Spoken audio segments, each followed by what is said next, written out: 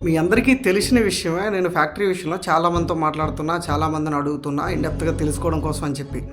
But ఫైనల్‌గా అందరి దగ్గర నుంచి వచ్చే ఆన్సర్ ఏంటంటే, వాళ్ళకి తెలిసిన బేసిక్ రీజన్స్ ఏవైతే ఉన్నాయో అవి మాత్రమే చెప్తున్నా.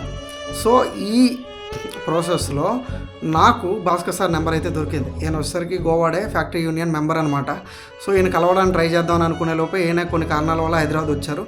నేను కలిసి కొన్ని పేపర్స్ అయితే అడిగాను, అవి కూడా నాకు ఇచ్చారు. దాంతోపాటు ఆయన రైతుల దగ్గర తీసుకునే సంతకాలు ఏవైతే ఉన్నాయో, అంటే ఫ్యాక్టరీ మళ్ళీ ఓపెన్ చేయండి, మా పేమెంట్ మాకు ఇప్పియండి అని చెప్పేసి సంతకాలు అయితే తీసుకున్నారు. ఇంత పెద్ద బ్యాండిలే ఉంది. నా మైండ్లో అయితే కొన్ని క్వశ్చన్స్ ఉన్నాయి.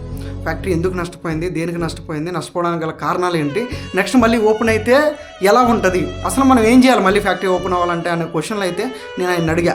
ఏదో 4-5 మినిట్స్ బయట వస్తుందిలే అని అనుకున్నా, బట్ 25 to 30 మినిట్స్ బయట వచ్చింది. ఆల్మోస్ట్ 10-15 ఎపిసోడ్స్ అవుతుంది అనమాట. ఇది ఖచ్చితంగా రైతులందరూ తెలుసుకోవాల్సిన విషయం ఇది. సో, ఆయన చెప్పేది ప్రతి ఒక్క మాట జెన్యూన్ అనిపించింది. అందుకే నేను ఛానల్ అప్డేట్ చేస్తున్నా. ఎవరికైనా డౌట్స్ ఉంటే కనుక మీరు DM కూడా చేయొచ్చు, లేదంటే కింద కామెంట్లో కూడా పెట్టచ్చు, బ్రో ఈయన జెన్యూన్ కాదు అని చెప్పేసి. సో, నేనైతే ఆయనతో మాట్లాడిన తర్వాత ఆయన చెప్పిన విషయాలు ఏవైతే ఉన్నాయో అవన్నీ నేను ఒక 10 ఎపిసోడ్స్ కింద పెడతా. సో, ఇప్పుడు నేను అడుగుతున్నది ఏంటంటే, మీ అందరూ ఫాలో చేయండి. ఫాలో చేస్తే ఏమవుతుందంటే, నేను పెట్టే ప్రతి ఒక్క అప్డేట్ మీకు వస్తుంది. మీరు చూసిన తర్వాత, మీకు నాలెడ్జ్ వచ్చిన తర్వాత కావాలంటే అన్ఫాలో తర్వాత కొట్టేసుకోండి, నాకు ఎలాంటి ప్రాబ్లం లేదు. ఎందుకంటే రేపు పొద్దున ఫ్యాక్టరీ ఓపెన్ అయిన తర్వాత కూడా ఎక్కడైనా అవినీతి జరుగుతుంది అంటే అది ఎలా ఆపాలో మీకు ఒక మైండ్లోకి వచ్చేస్తుంది ఇప్పుడే.